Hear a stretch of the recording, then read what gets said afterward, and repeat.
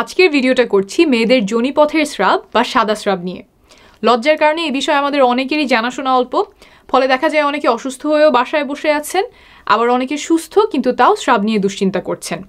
আমি একদম হাতে কলমে দেখাবো স্বাভাবিক স্রাব কত প্রকারের হতে পারে, আর তারপর দেখাবো 5 ধরনের স্রাব যেগুলো দেখা দিলে ডাক্তার দেখানো প্রয়োজন। প্রথমে দেখাচ্ছি স্বাভাবিক সাদা স্রাব কেমন দেখায়। একটু ক্যামেরাটা নিয়ে আগায় আসো, কাছে থেকে দেখালে ভালো হবে। Thank you. স্বাভাবিক সাদা স্রাব এরকম দইয়ের মতো ঘন হতে পারে, তার চেয়ে পাতলা হতে পারে, কিছুটা এরকম, একদম দুধ বা পানির মতো পাতলা হতে পারে, মিশে যাচ্ছে। আবার ডিমের সাদা অংশের মতো কিছুটা জেলির মতো এরকম হতে পারে। এরকম যখন স্রাব যায় তখন দেখতে পারেন যে অনেক সময় স্রাবটা অনেকটুকু টানলেও ভাঙে না, কিছুটা এরকম। তাহলে এখানে দেখলেন যে স্রাব কেমন ঘন হতে পারে। এখন বলি রং কেমন হতে পারে। এইখানে কি কি রং দেখলেন? 2টা রং দেখেছেন। প্রথম 3টা ছিল সাদা, আর তারপরেটা ছিল স্বচ্ছ বা কোনো রং নাই, যে ডিমের সাদা অংশের মতো।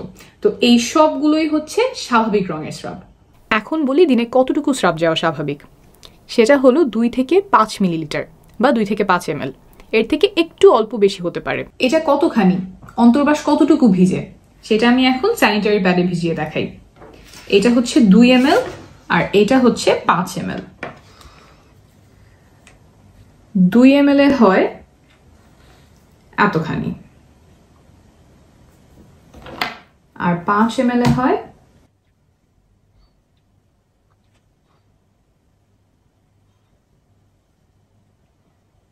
এতখানি। আমি এখানে কমলার জুস দিয়ে দেখিয়েছি যাতে একটু ভালো বোঝা যায়। এখানে কিন্তু দেখতে পাচ্ছেন যেটা অনেক ভেজা আর এটা অনেক অল্প। তো এইটা যার স্রাব এতটুকু যাবে সে মনে করতেই পারে আমার অতিরিক্ত স্রাব যাচ্ছে, কিন্তু এটাও কিন্তু স্বাভাবিক। অর্থাৎ স্রাব এক এক জনের এক এক পরিমাণে যেতে পারে।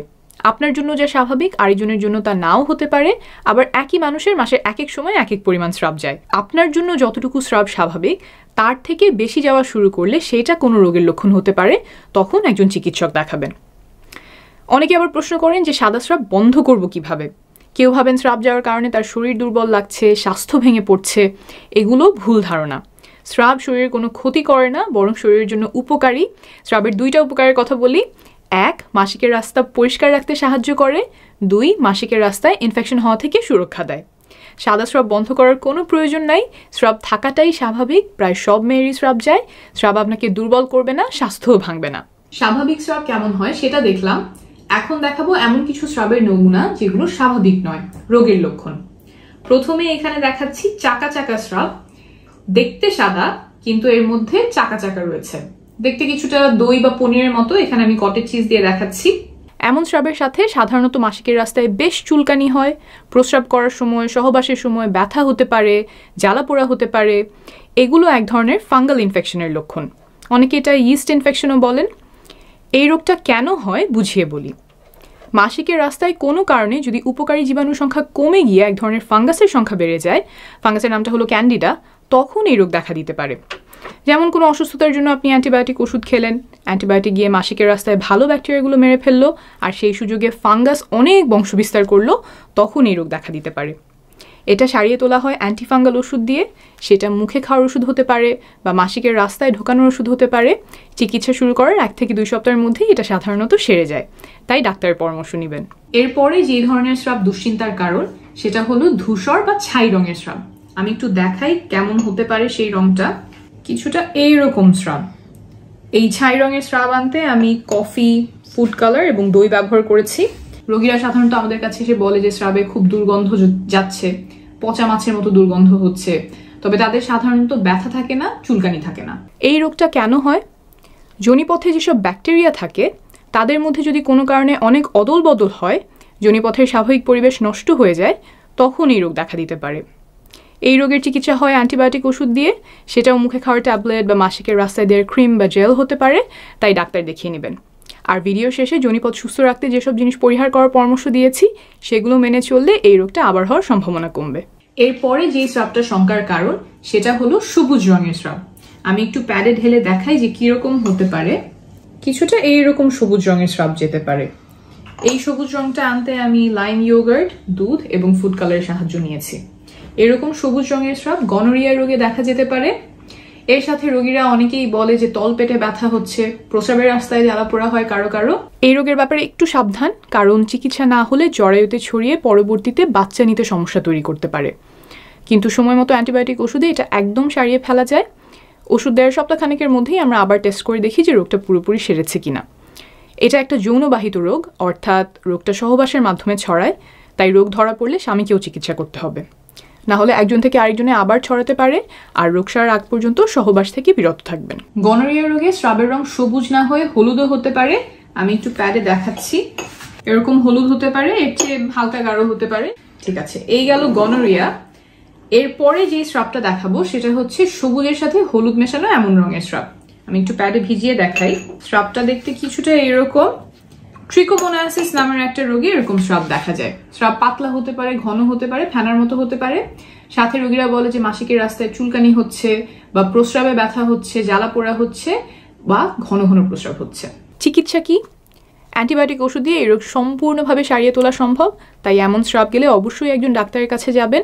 এটাও একটা যৌনবাহিত রোগ, অর্থাৎ সহবাসের মাধ্যমে ছড়ায়, তাই রোগ ধরা পড়লে আপনার স্বামীকেও চিকিৎসা করতে হবে, আর সেরে না ওঠা পর্যন্ত সহবাস করা থেকে বিরত থাকবেন। এরপর আসি লাল স্রাবে। এটা একটু ব্যতিক্রম। লাল স্রাব যাওয়া মানে যে শঙ্কার কারণ তা না। মাসিকের শুরুতে একটু লালচে স্রাব যেতে পারে। মাসিকের রক্ত আসা শুরু করেছে, সেটার সাথে স্রাব মিশে এমন রং হয়। মাসিকের শেষের দিকে কালচে স্রাব যেতে পারে। এমন স্রাবগুলোর আগে পরে যদি মাসিক হয়ে যায়, তখন আমরা সাধারণত এগুলোকে স্বাভাবিক ধরে নেই, ডাক্তারের কাছে যাওয়ার প্রয়োজন নাই। 3টা ক্ষেত্রে লাল স্রাব বা রক্ত আসলে চিকিৎসকের কাছে যাওয়া প্রয়োজন। এটা একটু মনোযোগ দিয়ে শুনবেন। 1. মাসিক ছাড়া যদি রক্ত যায় বা লাল স্রাব ভাঙে, স্বাভাবিক কিছু কারণে এমন হতে পারে, আবার জরায়ু মুখের ক্যান্সারের কারণেও হতে পারে, তাই এমন হলে অবশ্যই একজন গাইনোকোলজিস্ট দেখাবেন। 2. সহবাসের পরে যদি রক্তপাত হয়। সহবাসের সময় মাসিকের রাস্তায় আঘাত পেলে কিছুটা রক্তপাত হতে পারে, ইনফেকশনের কারণে এমন হতে পারে, আবার অল্প কিছু ক্ষেত্রে জরায়ু মুখের ক্যান্সার বা যোনিপথের ক্যান্সারের কারণেও হতে পারে, তাই এই ক্ষেত্রেও একজন গাইনোকোলজিস্ট দেখিয়ে নেওয়া শ্রেয়। 3. মাসিক বন্ধ হয়ে যাওয়ার পরে। সাধারণত যাদের বয়স 45-এর উপরে এবং 1 বছর ধরে মাসিক হয় না, তাদের মেনোপজ হয়ে গেছে বলেই আমরা ধরে নিই। এর পরে, অর্থাৎ মেনোপজের পরে বা মাসিক বন্ধ হয়ে যাওয়ার পরে কোনো ধরনের রক্ত যাওয়া, যদি সেটা একবারের জন্য হয়, খুব সামান্য পরিমাণেও হয়, রক্তের মতো দেখতে নাও হয়, গোলাপি হয়, কালচে হয় বা বাদামি হয়, তাও চিকিৎসকের কাছে যাবেন, কারণ এটা জরায়ু ক্যান্সারের লক্ষণ হতে পারে। যদি ক্যান্সার হয়ে থাকে তাহলে যত দ্রুত ধরা যায় তত ভালোভাবে তার চিকিৎসা করা যায়। তবে এমন হলেই ঘাবড়ে যাবেন না। ক্যান্সার ছাড়াও আরও অন্যান্য অনেক কারণে এমন হতে পারে, যেমন জরায়ু মুখের পলিপ, কিন্তু এটা হেলাফেলা না করে একজন গাইনোকোলজিস্টের শরণাপন্ন হবেন। যারা এই ভিডিওটা দেখছেন, সম্ভব হলে আপনার চেনা জানা বয়স্ক মহিলাদেরকে আজকে এই একটা তথ্য দয়া করে জানাবেন, কারণ মাসিকের রাস্তা দিয়ে রক্তপাত হলেও অনেকে হয়তো লজ্জার কারণে বলবেন না, বা এটা যে ঝুঁকিপূর্ণ তা না জানার কারণে এড়িয়ে যাবেন। এখন বলবো যোনিপথ সুস্থ রাখার টিপস। 1. যোনিপথের ভেতরে কোনো সাবান, সুগন্ধি, ডুশ বা অন্য কিছু দিয়ে পরিষ্কার করবেন না, কারণ যোনিপথের ভেতরটা সে নিজেই পরিষ্কার রাখে।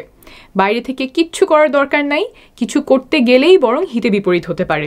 একটু আগে যে রোগগুলোর কথা বলেছিলাম, ফাঙ্গাল ইনফেকশন, ব্যাকটেরিয়াল ভ্যাজিনোসিস, এগুলো দেখা দিতে পারে, তাই ভেতরে একদমই কিছু করতে যাবেন না। 2. যোনিপথের বাইরের জায়গাটুকু পানি আর সাবান দিয়ে পরিষ্কার করবেন। সাধারণ একটা সাবান ব্যবহার করবেন, সুগন্ধিযুক্ত সাবান ব্যবহার করবেন না। ধোয়ার পরে ভালো করে জায়গাটা শুকিয়ে নেবেন। 3. সুতি কাপড়ের অন্তর্বাস পরবেন। 4. খুব টাইট অন্তর্বাস বা পায়জামা পরবেন না। 5. ডাক্তারের পরামর্শ ছাড়া কোনো প্রকার অ্যান্টিবায়োটিক ওষুধ খাবেন না।